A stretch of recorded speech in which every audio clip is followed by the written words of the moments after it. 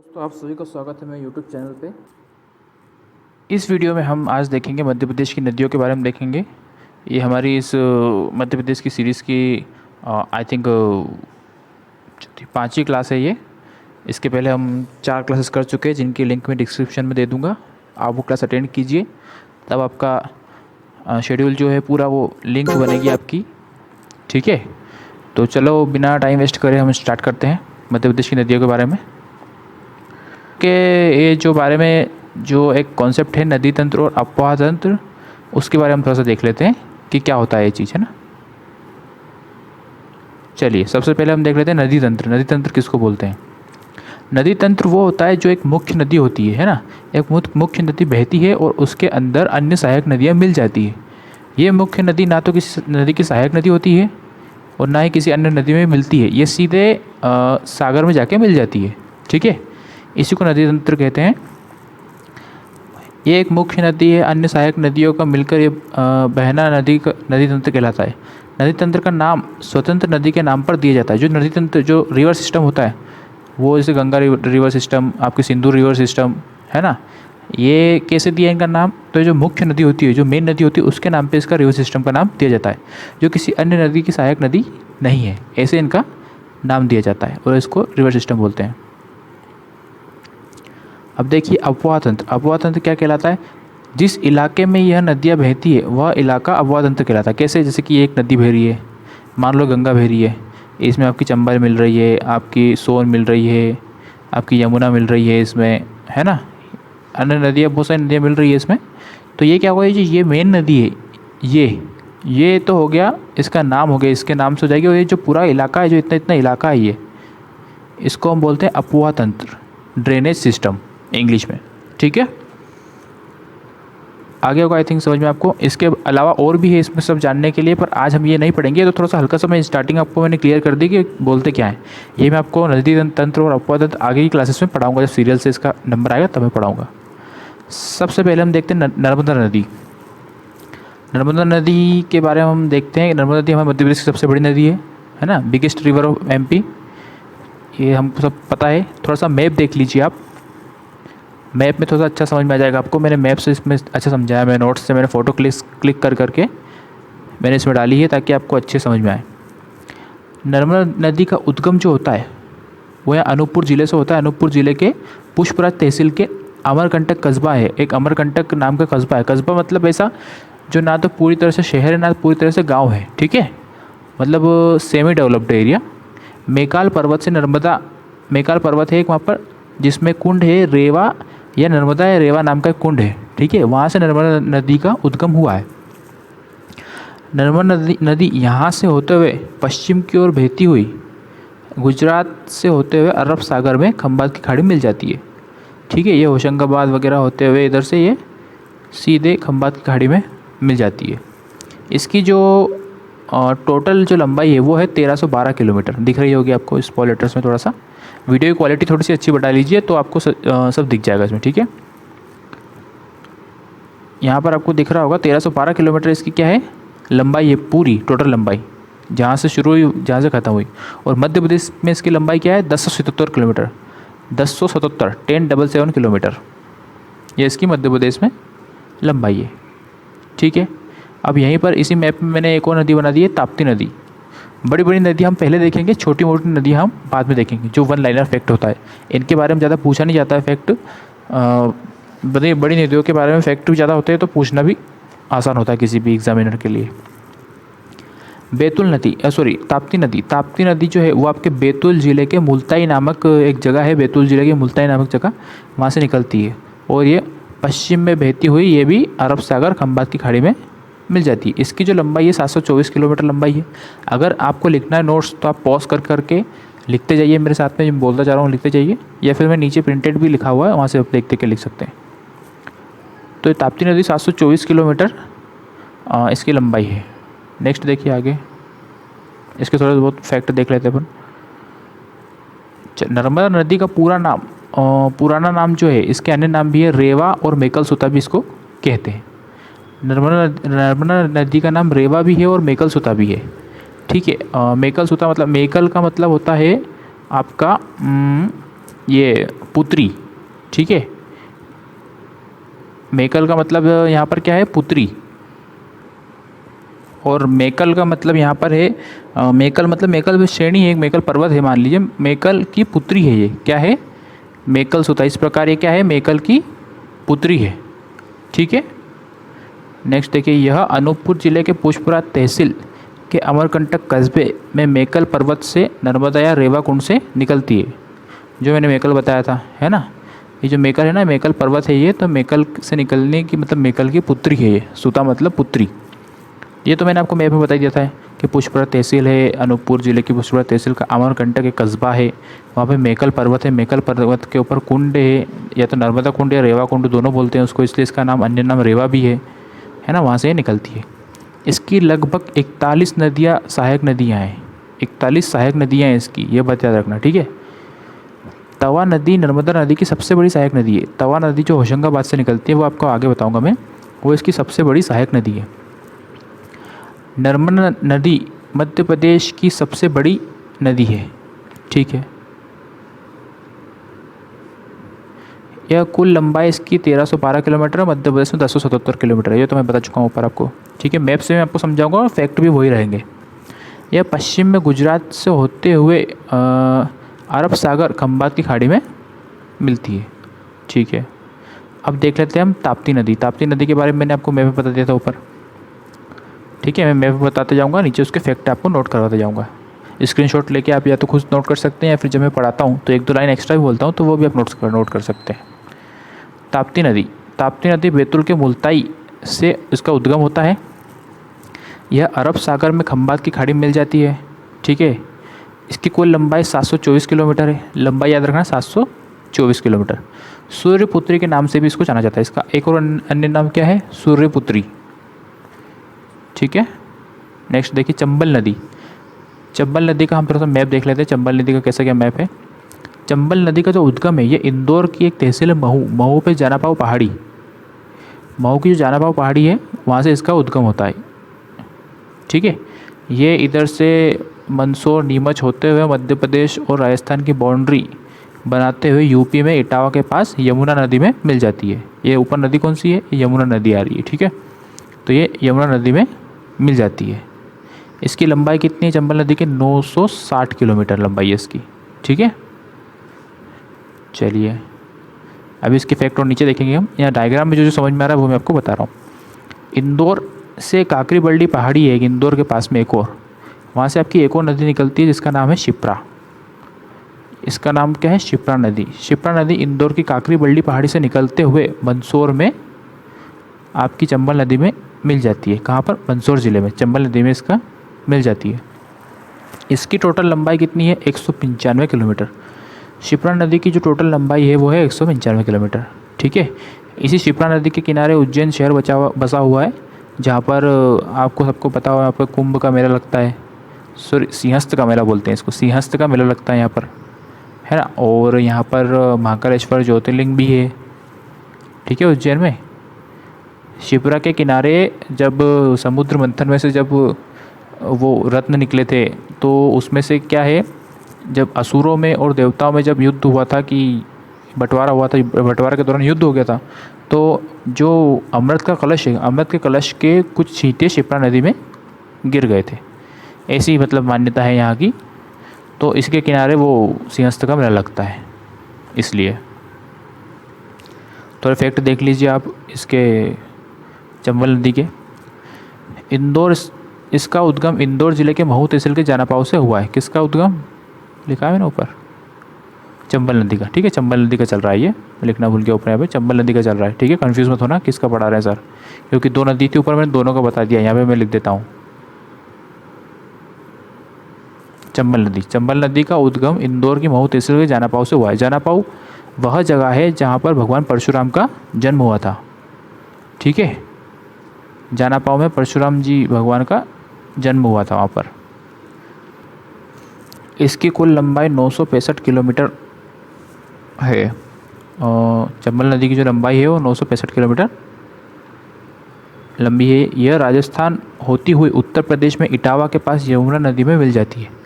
ये जो नदी है ये आपकी जो यहाँ से चलती है, तो ये पहले राजस्थान जाती है, राजस्थान से होते हुए मध्य प्रदेश, और राजस्थान और उत्तर प्रदेश की बाउंड्री बनाते हुए ये उत्तर प्रदेश में इटावा के पास यमुना नदी में मिल जाती है। ठीक है, मैप से आपको अच्छा समझ में आएगा इसलिए मैंने आपको मैप बना दिया यहाँ पर। यमुना नदी की सबसे बड़ी सहायक नदी है। चंबल नदी जो है वो यमुना नदी की सबसे बड़ी सहायक नदी कहलाती है। यह राजस्थान और मध्य प्रदेश की सीमा बनाती है। ठीक है, क्षिप्रा नदी, उसी मैप में क्षिप्रा नदी भी थी, क्षिप्रा नदी में यहाँ कवर कर रहा हूँ। इसका उद्गम इंदौर के समीप काकरी बल्ली पहाड़ी से हुआ है। इंदौर के पास एक काकरी बल्ली पहाड़ी है, वहाँ से क्षिप्रा नदी का उद्गम हुआ। यह मंदसौर में जाकर चंबल नदी में मिल जाती है। मंदसौर जिले में जाकर चंबल नदी में मिल जाती है। इसकी जो लंबाई है 195 किलोमीटर है। इसके किनारे बसा शहर उज्जैन में महाकालेश्वर ज्योतिर्लिंग है तथा यहीं इसके तट पर सिंहस्थ का मेला लगता है। बाकी सभी जगह कुंभ का मेला लगता है, यहाँ पर सिंहस्थ का मेला लगता है। ठीक है, और राशियों का कुछ है हेर फेर, वो मतलब सिंह राशि में आ जाता है कुछ तो सिंहस्थ का मेला लगता है, और कुंभ राशि में आ जाता है तो कुंभ का मेला लगता है। ऐसा कुछ है राशियों का खेल, वो अपने को समझ में नहीं आएगा, वो तो ज्योतिष विद्या है वो टोटल। ठीक है, उसके लिए आपको ज्योतिष का ज्ञान होना चाहिए लगता है। ठीक है, इसे मालवा की गंगा कहा जाता है। क्षिप्रा नदी को मालवा की गंगा कहा जाता है। ठीक है, नर्मदा नदी में और इसमें और बेतवा नदी में कंफ्यूज मत होना। ठीक है, इसके कुछ पॉइंट मतलब ऐसे कन्फ्यूजिंग वाले। इस नदी के तट पर समुद्र मंथन के समय 14 रत्नों का बंटवारा हुआ था। ठीक है, असुरों में और भगवान में 14 रत्नों का बंटवारा हुआ था। तो बंटवारे में मतलब कुछ लड़ाई झगड़े में उनका जो अमृत का कलश है वो क्षिप्रा नदी में, उसके कुछ छींटे क्षिप्रा नदी में गिर गए। जहाँ जहाँ छींटे गिरे वहाँ आपका मेला लगता है, कुंभ का मेला है ना, सिंहस्थ का मेला। ऐसे कुछ किंवदंतियाँ हैं। माही नदी के बारे में पढ़ लेते हैं। माही नदी बहुत इंपॉर्टेंट नदी है, इसके कुछ इंपॉर्टेंट फैक्ट हैं वो मैं आपको बता देता हूँ। सबसे पहले आप देखिए माही नदी निकलती कहाँ से। धार की सरदारपुर तहसील से अमझेरा करके कस्बा है सरदारपुर तहसील में। धार जिले के सरदारपुर तहसील में अमझेरा कस्बे में से माही नदी निकलती है।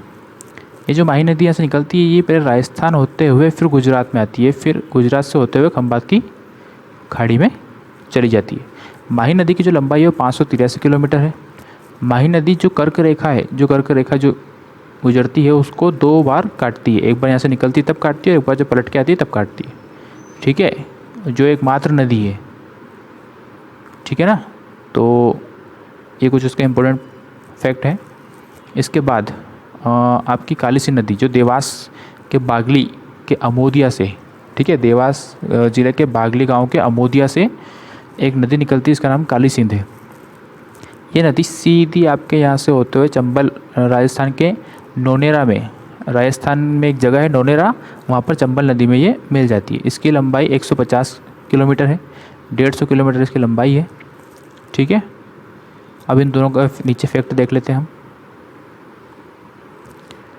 माही नदी, यह नदी धार जिले के सरदारपुर तहसील के अमझेरा से इसका उद्गम हुआ है। ठीक है, यह राजस्थान होते हुए गुजरात में प्रवेश करती है, बाद में खंबात की खाड़ी में मिल जाती है। इसकी लंबाई 586 किलोमीटर है। हाँ, 586, 580, 583 एग्जैक्ट, हाँ मतलब इतनी रहेगी, 5-8 तो रहेगा।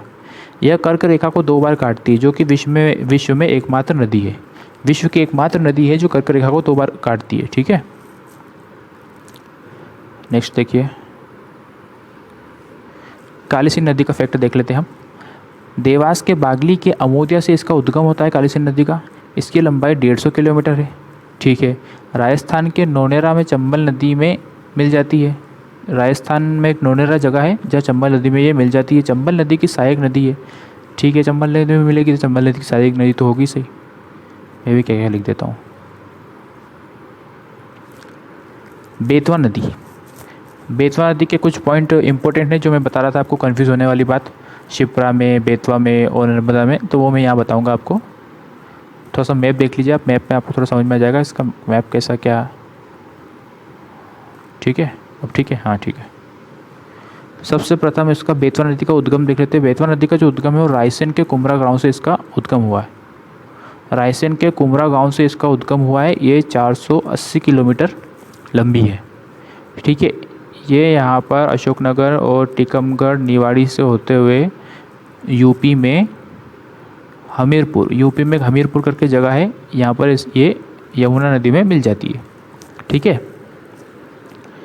इसी के साथ एक और नदी देख लेते हैं हम जो मैप में आ जाएगी, वो भी इजी है। सीहोर नदी, सीहोर के चाचौड़ा से पार्वती नदी, ठीक है।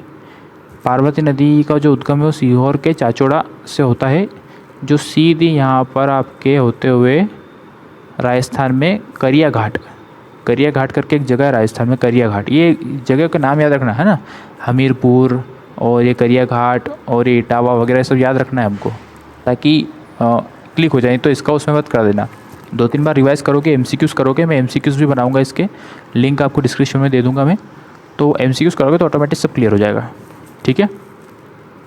तो ये करिया घाट में चंबल नदी मिल जाती है, और ये जो बेतवा नदी है ये चंबल में नहीं मिलती है, डायरेक्ट यमुना में मिलती है, ठीक है। बेतवा नदी आपकी, पार्वती नदी की जो लंबाई है 137 किलोमीटर है, और बेतवा नदी की 480 किलोमीटर है, ठीक है। आगे देखिए बेतवा नदी के फैक्ट देख लेते हैं हम यहाँ पर। मध्य प्रदेश की सबसे प्रदूषित नदी, बेतवा नदी को मध्य प्रदेश की सबसे प्रदूषित नदी भी कहा जाता है। ये सब बहुत गंदी नदी है, ठीक है। इसको मध्य प्रदेश की गंगा भी कहा जाता है, ठीक है। ये गंदे के इन द सेंस ऑफ गंदा, ठीक है। हिंदी में क्या मतलब, गंदे की उपाधि में इसको गंगा कहा गया है, और किसी कारण से नहीं कहा गया। गंगा भी बहुत गंदी हो गई है, ठीक है। तो उसके हिसाब से इसको बेतवा नदी को मध्य प्रदेश की गंगा कहा गया। इसकी लंबाई 480 किलोमीटर है, ठीक है। हमने देख लिया है, तो डायरेक्ट आपकी यमुना मिलती है ना। इसका उद्गम रायसेन के कुमरा गांव से होता है, तथा यूपी के हमीरपुर में यमुना नदी में मिल जाती है। यूपी के हमीरपुर एक जगह है, वहाँ यमुना नदी में मिल जाती है। इसके अन्य नाम वेत्रवती है, इसका एक और नाम है जो इसका नाम वेत्रवती है, ठीक है। चंदेरी जो शहर है, चंदेरी जो वो प्रसिद्ध शहर है मध्य प्रदेश का, ये इसी के तट पर बसा हुआ अशोकनगर जिले में है। और ओरछा का श्री राम मंदिर भी यहीं है, ठीक है। जो ओरछा का जो रामलला का मंदिर है वो भी यहीं पर है, इसी के किनारे बसा है। पार्वती नदी सीहोर के चाचौड़ा से उद्गम होती है। पार्वती नदी जो है वो सीहोर के चाचौड़ा से उसका उद्गम होता है। इसकी लंबाई 133 किलोमीटर है, ठीक है। ये आपके यूपी के करिया घाट में चंबल नदी मिल जाती है, ठीक है। सिंपल सी बात है। तो ओके, अब देख लेते हैं हम सिंध नदी, ठीक है। सिंध नदी के लिए मैंने मैप आधा बनाया, कोई मतलब नहीं है, क्योंकि उसको पूरा बनाने से कि हमें ऊपर का इलाका देखना है, हमको ऊपर के हिस्से में इसका आ जाएगा। सिंध नदी के बारे में, विदिशा ज़िले के सिरोंज तहसील से इसका उद्गम हुआ है, ठीक है। ये सीधी यहाँ पे जाके भिंड में एक लाहौर तहसील है, भिंड की एक तहसील लाहौर, वहाँ पर यमुना चंबल नदी में ये मिल जाती है। कौन सी नदी? सिंध नदी, ठीक है। इसकी लंबाई 470 किलोमीटर है। लंबाई कहाँ मिलती है, कहाँ से उद्गम होता है, इसके मेन फैक्ट ये 2-4 चीज़ें याद रखनी, ठीक है। बहुत कम फैक्ट, इंपॉर्टेंट फैक्ट मैंने लिखे हैं। ये कुछ नहीं लिखा है मैंने किस दिशा में बहती है, ये वो मध्य प्रदेश किस पठार में है, वो कोई ज़रूरत नहीं है। पठार पढ़ लिया आपने, ज़िले पढ़ लिए, तो ऑटोमेटिक आप बना लोगे, ठीक है। सिंध नदी का उद्गम विदिशा जिले के सिरोंज से हुआ है, ठीक है। इसकी लंबाई 470 किलोमीटर है, ये भी ठीक है। यह भिंड की लाहौर तहसील में चंबल में मिल जाती है। भिंड की लाहौर तहसील में यह मिल जाती है, चंबल नदी में मिल जाती है, ठीक है। केन नदी के बारे में थोड़ा सा देख लेते हैं हम। केन नदी का जो उद्गम है वो आपके कटनी ज़िले के कैमूर पर्वत, कटनी ज़िले में जो कैमूर पर्वत श्रेणी है वहाँ से केन नदी का उद्गम हुआ। ये सीधी यहाँ से होती हुई आपके यूपी के बांधा में यमुना नदी में मिल जाती है। यमुना नदी आ रही है, जैसे ये यूपी का जो बांधा जगह है, एक यूपी की बांधा ज़िला, यहाँ पे केन नदी आपकी मिल जाती है। इसकी लंबाई 308 किलोमीटर है, ठीक है। यहाँ पे थोड़ा सा मैंने एक डायग्राम और यहाँ पर ऐड कर दिया, ये पढ़ने, ये कोई नहीं तो काटा पीटी कर दो इधर। यमुना नदी और गंगा नदी जहाँ मिलती है वो प्रयागराज एक जगह है, प्रयागराज यूपी में, ठीक है। जहाँ पर गंगा, यमुना और सरस्वती का मिलन होता है, तीनों वहाँ पर संगम स्थल है उनका। सरस्वती नदी अब वो मतलब अदृश्य है, अब नहीं दिखती वहाँ पर, मतलब उसकी लहरें दिखती है। तीनों नदियों की अलग अलग कलर की लहरें जरूर दिखेगी वहाँ पर, अलग अलग कलर का पानी जरूर दिखेगा, पर आप सरस्वती नदी आपको वहाँ पर नहीं दिखेंगी, ठीक है। प्रयागराज जगह है, गंगा यमुना सरस्वती का संगम स्थल है वो यूपी में। ऐसे इंपॉर्टेंट फैक्ट मैं आपको बीच बीच में बताते जाऊँगा मैप में बनाते हुए। केन नदी कहाँ से निकलती है? अभी हमने पढ़ा था कटनी के कैमूर पर्वत श्रेणी से इसका उद्गम होता है, 308 किलोमीटर लंबी है। इसके अन्य नाम सुक्तोमती या शक्तिमती है। ठीक है, यह उत्तर प्रदेश के बांधा में यमुना नदी में मिल जाती है। पहले ये देख लेना कि कौन कौन चंबल में मिलती है, कौन कौन यमुना में मिलती है और गिनी चुनी गंगा में मिलती है। ठीक है, तो ये देख लोगे तो बहुत ईजी हो जाएगा कि हाँ ये केन नदी और ये आपकी सोन नदी कहाँ कहाँ मिलती है। ठीक है, टोंस नदी, टोंस नदी का थोड़ा सा डायग्राम देख लीजिए अब, इसका उद्गम स्थल वगैरह देख लीजिए, छोटा करना पड़ेगा मेरे को। ठीक है, टोंस नदी, टोंस नदी कहाँ से निकलती है, वो कटनी के कैमूर पर्वत से निकली थी अभी। अब ये क्या है, सतना के कैमूर पर्वत से। सतना में भी ये कैमूर पर्वत श्रेणी यहाँ तक आती है, तो ये सतना के कैमूर पर्वत श्रेणी से टोंस नदी निकली थी, जो सिरसा यूपी में ये गंगा नदी में मिल जाती है। ठीक है, ये सीधे डायरेक्ट गंगा नदी में मिलती है, सतना नदी। ठीक है, सॉरी ये टोंस नदी। ठीक है, टोंस, इसका एक और अन्य नाम है तमसा, तमसा या टोंस। ये 320 किलोमीटर लंबी है। ठीक है, अब यहाँ से हम देखेंगे सोन नदी। सोन नदी कहाँ से निकलती है, सोन नदी नर्मदा, सोन और जोहिला तीनों अनूपपुर से ही निकलती है। ठीक है, 3 नदी निकलती है अनूपपुर से, पास पास में से। तो ये जो सोन नदी ये भी आपके अनूपपुर से निकलती है। पुष्परा तहसील से सेम वही रहेगा, अमरकंटक कस्बे से, मेकाल पर्वत से और सोन कुंड से। ये सोन कुंड से निकलेगी, वो नर्मदा कुंड से निकली थी, नर्मदा या रेवा कुंड से, ये सोन कुंड से निकली है। बस इतना डिफरेंस और कुछ भी नहीं। सोन नदी यहाँ से निकलते हुए सीधे आपके बिहार के पास पटना में इसमें ये गंगा नदी में मिल जाती है। ठीक है, इसकी लंबाई कितनी है, 780 किलोमीटर सोन नदी की। ठीक है, जोहिला नदी छोटी सी नदी है जो यहीं पे इसके अंदर यहाँ पर मिल जाती है, अनूपपुर से निकलती है और वहीं पे उसमें मिल जाती है सोन नदी में। कुछ फैक्ट्स देख लेते हैं इसके। सबसे पहले टोंस नदी के देख लेते हैं। सतना के कैमूर पर्वत श्रेणी से इसका उद्गम होता है। इसकी लंबाई 320 किलोमीटर है। इसके अन्य नाम टोंस या तमसा है। यह नदी यूपी के सिरसा में गंगा नदी में मिल जाती है। टोंस और सोन नदी गंगा में मिलती है। ठीक है, याद रखना। बाकी आपकी यमुना में और कुछ चंबल में। सोन नदी यह अनूपपुर जिले के पुष्परा तहसील के अमरकंटक कस्बे के मेकाल पर्वत श्रेणी से सोन कुंड से निकलती है। ठीक है, यह बिहार के पटना के पास गंगा नदी में मिल जाती है। ठीक है, इसकी लंबाई 780 किलोमीटर है ना। अब देखिए थोड़ा सा ये मैप ने नीचे वाला, मध्य प्रदेश का नीचे वाला मैप बनाया है। यहाँ से जाने के बाद ये मध्य प्रदेश कुछ ऐसा है। ठीक है, तो हमने नीचे वाला जो काम वाला हिस्सा हमने वो बनाया। डरना मत, ये बोलेंगे सर ने कौन सा मैप बनाया है, ऐसा तो कोई है ही नहीं स्टेट। ये यहाँ से जाने के बाद ऐसा है मैप कुछ। ठीक है, हाँ, तो ये यहाँ पर मैं बता रहा था आपको, थोड़ा सा नीचे देखिए। ठीक है, ये जो छिंदवाड़ा से एक नदी निकलती है, छिंदवाड़ा ज़िले के, पहले हम देख लेते हैं छोटी नदी थोड़ा सा, या फिर एक काम करते हैं ये छोड़ते हैं। पहले सिवनी के पारसवाड़ा से एक नदी निकलती है, सिवनी जिला के पारसवाड़ा से जगह से एक नदी निकलती है, इसका नाम है वेनगंगा। और एक नदी निकलती है बैतूल के वर्धन शिखर से। एक बैतूल के मुल्ताई से निकली थी ताप्ती नदी, और ये बैतूल के वर्धन शिखर से निकली है, इसका नाम है वर्धा। वर्धन शिखर से निकली है वर्धा। ये दोनों मिलती हैं यहाँ पर, जिस पॉइंट पर ये मिलती है इसका नाम होता है प्राणहिता। इस जगह को प्राणहिता के नाम से जाना जाता है। और ये जो नदी है, दोनों संगम के बाद जो नदी बहती है आगे, ये प्राणहिता के नाम से ही बहती है।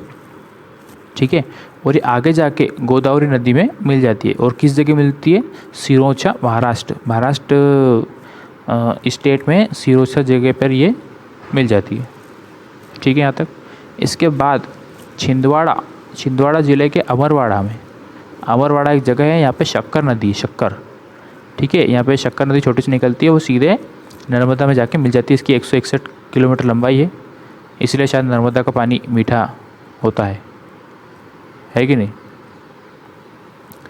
चलिए देखते हैं अब ये यहाँ से देखिए, छिंदवाड़ा ज़िले के अमरवाड़ा से शक्कर नदी निकलकर जो नर्मदा में मिल जाती है, इसकी लंबाई 161 किलोमीटर है। ठीक है भाई, पढ़ लिया हमने, अभी पढ़ के आए हम। सिवनी जिले के पारसवाड़ा से वेनगंगा निकलती है, जो दक्षिण की ओर महाराष्ट्र में आती है, तथा बैतूल के वर्धन शिखर से वर्धा नदी निकलती है, जो दक्षिण की ओर बहती हुई महाराष्ट्र में आती है। ठीक है, आती है भैया। यह दोनों नदी महाराष्ट्र में आकर मिलती है। इन दोनों नदियों के संगम को प्राणहिता के नाम से जाना जाता है। इसके आगे यह प्राणहिता के नाम से बहती है। आगे जाकर महाराष्ट्र के सिरोंचा तहसील में यह गोदावरी नदी में मिल जाती है। ठीक है, ठीक है, समझ में आ गया है। तो जो मैंने समझाया था वही लिखा हुआ है, इसमें कोई समझने वाली बात नहीं है। 2-3 बार करोगे तो ऑटोमेटिक आपको समझ में आ जाएगा।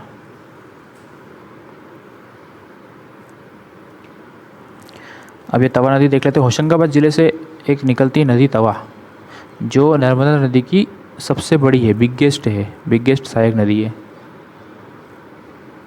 ठीक है, 172 किलोमीटर की लंबाई है।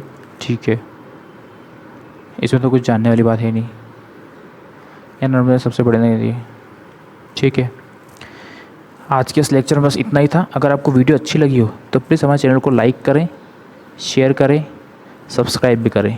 ठीक है, और अपने दोस्तों के साथ इसको शेयर करें, ज़रूरतमंदों को भेजें ताकि वो भी पढ़ सके घर बैठे बैठे। ठीक है, और अगर हमारी मेहनत आपको दिखती है इसमें तो प्लीज़ हमारे चैनल को सपोर्ट करें और इसको आगे भी शेयर करें। धन्यवाद। जय हिंद।